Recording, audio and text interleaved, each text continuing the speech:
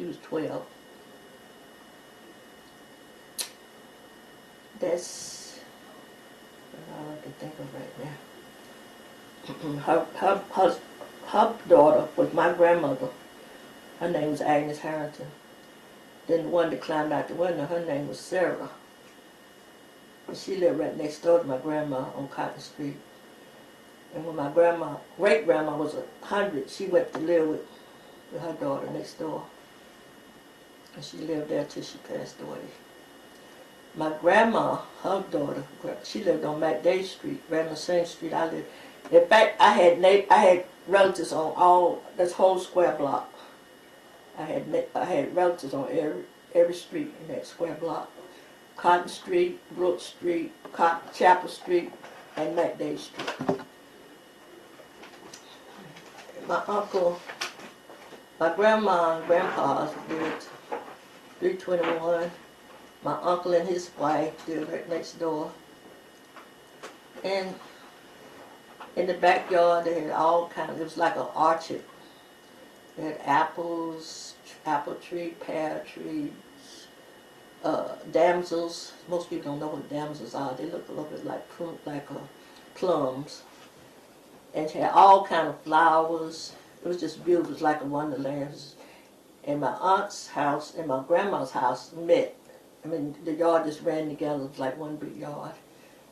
Every kind of flower, tree you can think of. Then my grandfather had a smokehouse where he kept his hams. And then in the fall, my mother, she would raise hogs. You couldn't raise them on our street. She took them over there and over on the outside, on the edge of town. I would go over there every day for her to feed the hogs. And then in the fall, about this time of year, when it might get a little colder than this, it had to be kind of cold, they'd have a hog killing. Everybody bring their hogs and kill them.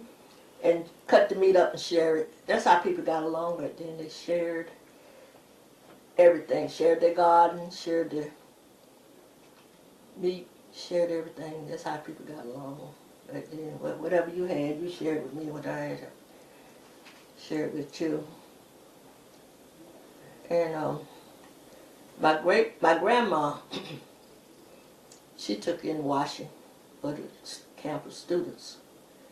Wash the clothes, and then my mom would help her, and then they iron the clothes and fold them up, and then sometimes they take it to the people, and sometimes they come and get them. She had a great big pot outside. Wash the clothes out there and hang them up. I think she got like 15 cents a shirt, something like that. My grandfather, he wanted to stay in the country. He wanted to stay in Harnett County. He didn't want to come to Chapel Hill because he loved the country. So they said, well, it's kind of like, I don't know if you remember Beverly Hill, what is it? Beverly Hillbillies. Do y'all remember Grandma? Yes. You know, she'd be on the, she didn't want to go, and they put on the top of on the chair and tied it to the chair. That's almost how they do my grandpa, because he didn't want to come.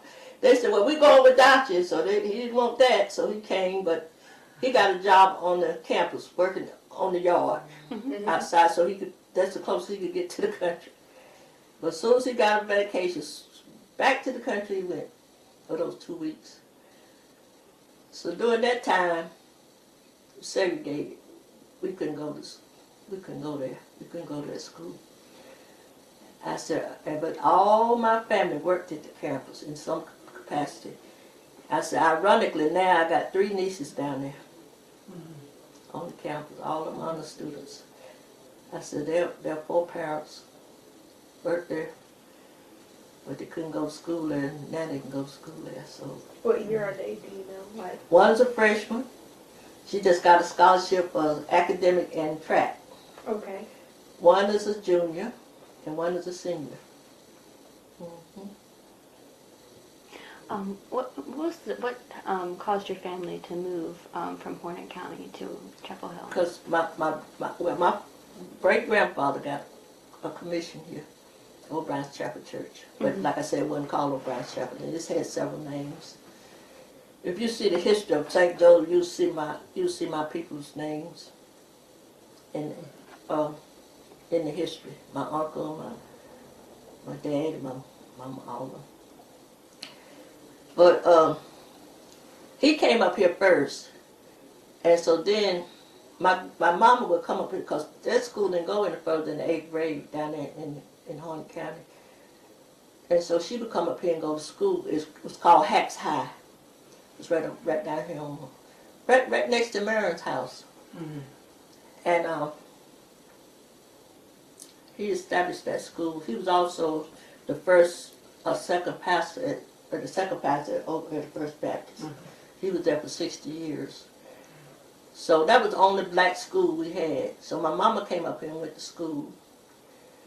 And then when she went back to Hornet County and got married, and she had one child, and they all moved to Durham County first. And they stayed there a little, then they moved to Chapel Hill. And all of them in the same neighborhood, which was beautiful. I had that big family. And I was the baby, and I had a sister who was 10 years older than me. That's the gap in it. And 3 brothers. So I was more like, when their children came along, I was more like in the middle. Mm-hmm. Mm-hmm. I was like 10 years older than my brother, and 10 years younger than my niece and nephew. So everybody was very close. It was beautiful. And